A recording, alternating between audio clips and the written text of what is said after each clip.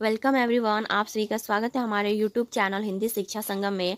आज जो कल हम लोग किए थे, जो एक स्त्री को जानता है, कविता की ससंदर्भ व्याख्या, प्रसंग, विशेष उद्देश्य और समीक्षा। तो आज सेकंड पार्ट है। यह सेकंड पार्ट के बारे में जानेंगे। जो कविता थी यह केदारनाथ सिंह द्वारा रचित कविता है। तो चलिए आज सेकंड पार्ट में आगे बची हुई जो अंश है उसकी व्याख्या करते हैं। संदर्भ प्रस्तुत पंक्तियां केदारनाथ सिंह की प्रसिद्ध कविता जो एक स्त्री को जानता है से उद्धृत है, जिसका प्रकाशन वर्ष 1978 में हुआ था। ये जो केदारनाथ सिंह के बारे में है और कविता के बारे में, उसके बारे में हम बता चुके हैं पार्ट 1 में। पंक्ति है, आगे बढ़ो थोड़ा और आगे और तुम पाओगे तुम धुलते हुए दिन और नाम और तारीख। तुम भूलते जा रहे हो शहर और रंग और चेहरे।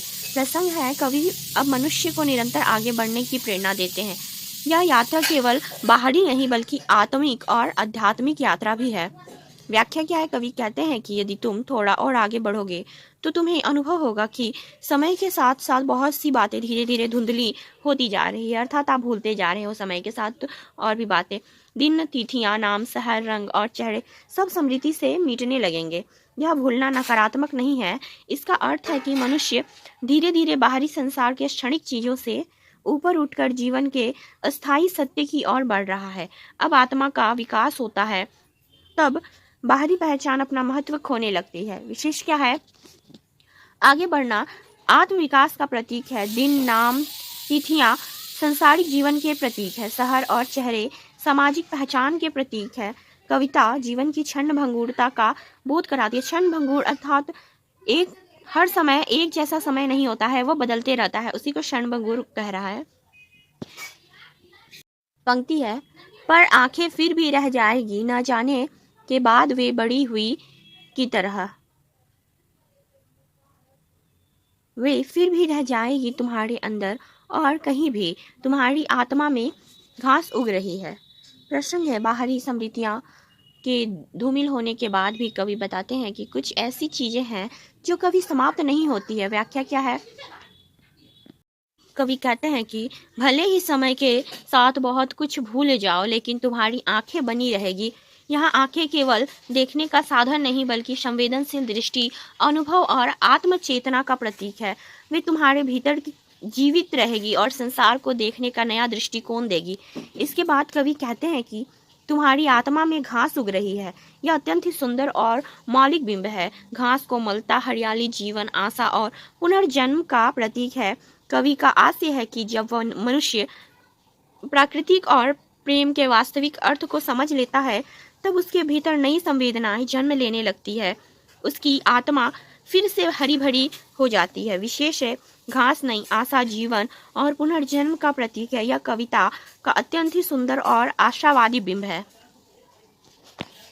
प्रसंग है, देखिए, चौंको मत, इसमें कोई अजूबा नहीं है। जो एक स्त्री को जानता है उसके लिए कुछ भी अजूबा नहीं है। आगे बढ़ो थोड़ा और आगे, अंत में, सबसे अंत में तुम्हारी नदी दिखाई पड़ेगी। एक खुले सागर के बाद नदी को देखना तुम्हारी रोमांचकारी लगेगा। तुम हैरान रह जाओगे यह देखकर कि पानी में आज भी वही चमक है जो पीछे मार्ग में तुमने टटोली थी। प्रसंग क्या है? पूरी कविता में कवि मनुष्य को प्राकृतिक प्रेम, आत्मचिंतन, आत्मबोध की यात्रा पर ले जाते हैं। इस अंतिम भाग में वे बताते हैं कि जो व्यक्ति वास्तव में स्त्री के स्वभाव, उसकी संवेदना और उसके अस्तित्व को समझ लेता है, उसके लिए संसार का प्रत्येक रहस्य सहज और स्वाभाविक हो जाता है। अंततः वह जीवन के उस सत्य तक पहुंच जाता है जहां सब कुछ एक दूसरे से जुड़ा हुआ दिखाई देता है। व्याख्या है, कवि कहते हैं कि यदि तुम्हें अपने भीतर नई संवेदनाएं जन्म लेती हुई प्रतीक हो, यदि तुम्हें प्राकृतिक अपनी आत्मा का विस्तार लगने लगे, तो इस पर आश्चर्य मत करो। यह कोई चमत्कार नहीं है, यह जीवन का स्वाभाविक सत्य है। फिर कवि अत्यंत महत्वपूर्ण बात बताते हैं, जो एक स्त्री को जानता है उसके लिए कुछ भी अजूबा नहीं है। यहाँ स्त्री केवल एक व्यक्ति नहीं है, वह प्रेम, करुणा, सृजन, मातृत्व, प्राकृतिक धैर्य और जीवन की गहन संवेदना का प्रतीक है। जो व्यक्ति इस गुणों को समझ लेता है वह संसार के वास्तविक स्वरूप को भी समझ लेता है। उनके लिए जीवन का कोई भी अनुभव अनजाना या चमत्कारिक नहीं रह जाता है, क्योंकि वह जीवन की मूल संवेदना से जुड़ चुका होता है। इसके बाद कवि कहते हैं कि अपनी यात्रा जारी रखो, थोड़ा और आगे बढ़ो, अंततः तुम्हें एक नदी दिखाई देगी। यहाँ नदी जीवन की निरंतरता, प्रवाह, पवित्रता और सृजन का प्रतीक है। कवि कहते हैं कि एक खुले सागर के बाद नदी को देखना तुम्हें रोमांचित करेगा। सामान्यतः नदियाँ समुद्र में जाकर मिलती है, लेकिन कवि ने इस क्रम को उलट दिया है।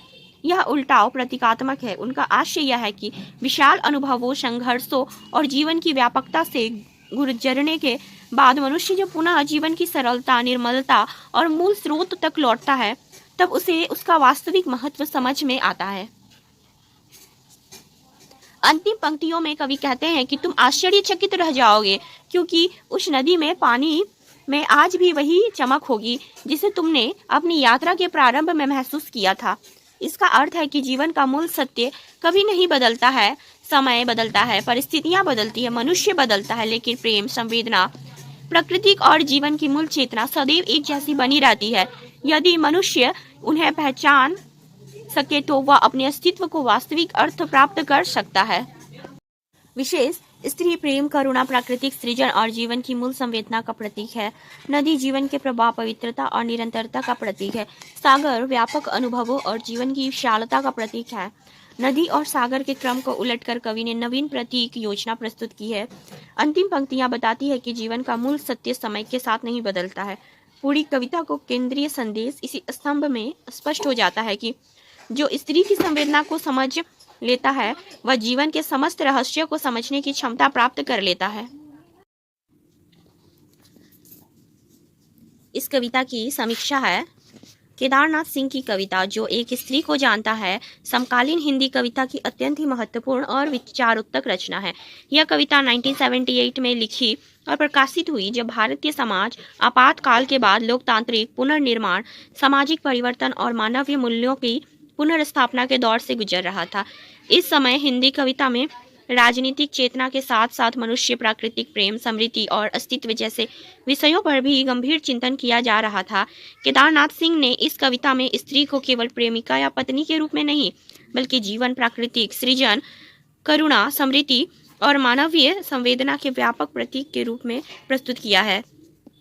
यही इस कविता की सबसे बड़ी विशेषता है। कविता की शुरुआत हवा को बहने दो से होती है। यह पंक्ति पूरी कविता का मूल स्वर निर्धारित करती है। यहाँ हवा स्वतंत्रता, प्राकृतिक और जीवन की सहज गति का प्रतीक है। कवि मनुष्य को जीवन को बांधने के बजाय उसकी स्वाभाविक लय को स्वाभाविक स्वीकार करने का संदेश देते हैं। उस स्त्री को भूल जाओ जिसे तुम प्यार करते हो का आशय प्रेम का त्याग नहीं, बल्कि प्रेम में निहित स्वामित्व और मोह से ऊपर उठना है। 1978 के सामाजिक संदर्भ में यह विचार अत्यंत ही महत्वपूर्ण था, क्योंकि उस समय आधुनिक चेतना व्यक्ति को संबंधों में समानता और स्वतंत्रता का बोध करा रही थी। कविता का दूसरा महत्वपूर्ण पक्ष प्रकृति के साथ मनुष्य के जीवंत संबंध का चित्रण है। कवि सूखे पत्तों, पेड़, पत्थर, पानी, पत्तों की नशों, जड़ों, हवा और नदी जैसे प्राकृतिक प्रतीकों के माध्यम से बताते हैं कि मनुष्य प्रकृति से अलग नहीं है, बल्कि उसी का एक जीवंत अंश है।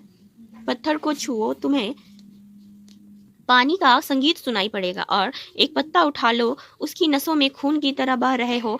जैसी पंक्तियां मनुष्य को प्रकृति की एकात्मकता और अत्यंत ही प्रभावशाली चित्र प्रस्तुत कराती है। 1970 के दशक में औद्योगिकरण और शहरीकरण के बढ़ते हुए प्रभाव के बीच यह कविता प्रकृति के प्रति संवेदनशील दृष्टि विकसित करने का संदेश देती है। कविता में सूरज, पेड़ और जड़ों के माध्यम से जीवन दर्शन का अत्यंत ही मौलिक चित्र प्रस्तुत किया गया है। सूरज को अपनी भेड़ों को हाँकता हुआ गडेरिया कहना केदारनाथ सिंह की मौलिक कल्पना का प्रमाण है। यह बिंब लोक जीवन और प्रकृति के गहरे संबंध को व्यक्त कराता है।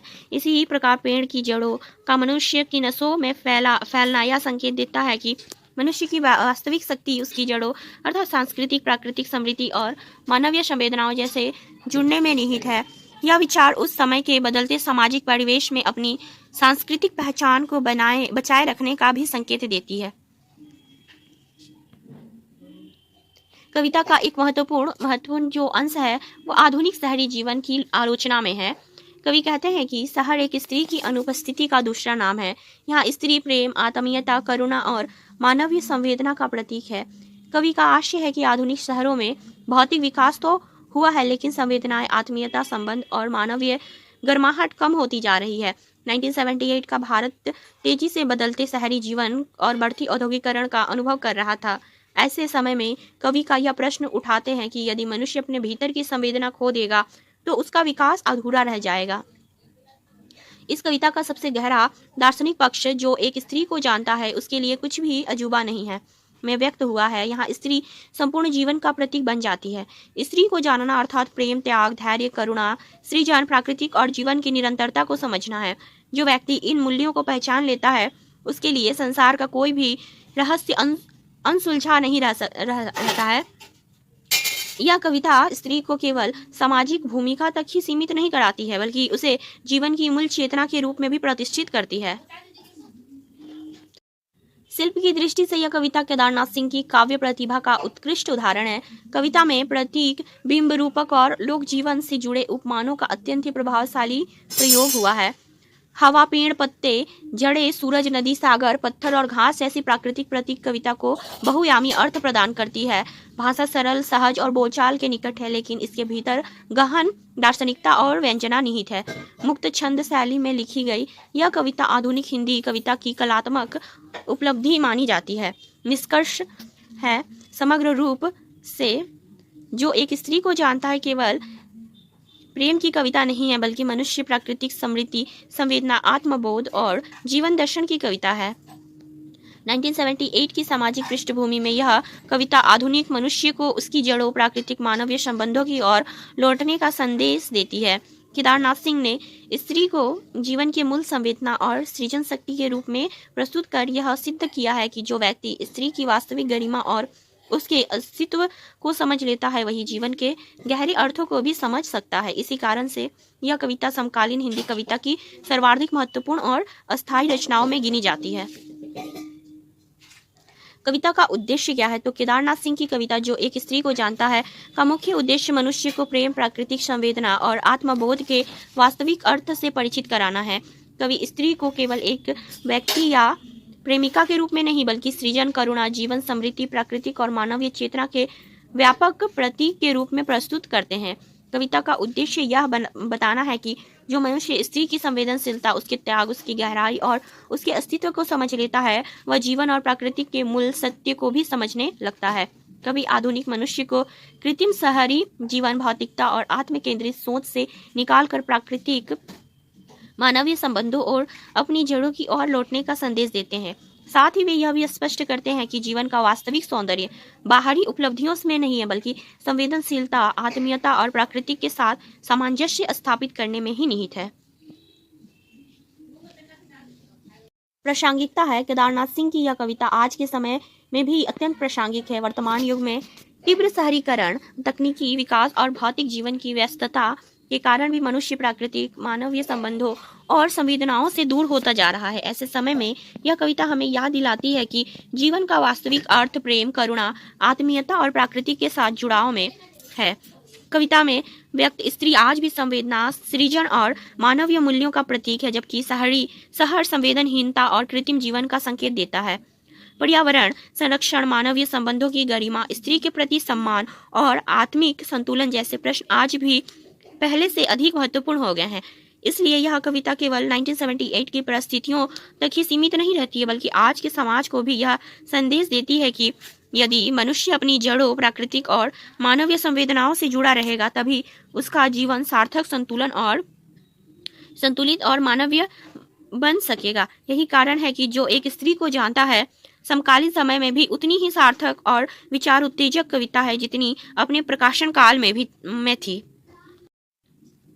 तो यह थी मित्रों केदारनाथ सिंह की कविता जो एक स्त्री को जानता है के बारे में ससंदर्भ प्रसंग, व्याख्या और समीक्षा। आशा करती हूँ कि आपको यह वीडियो पसंद आए। तो वीडियो को लाइक, शेयर करें और चैनल पर नए हो तो चैनल को सब्सक्राइब कर लीजिए ताकि ऐसे ही आने वाली वीडियो की नोटिफिकेशन आपको मिलती रहे। मिलते हैं एक अगले वीडियो में नए टॉपिक के साथ। तब तक के लिए धन्यवाद।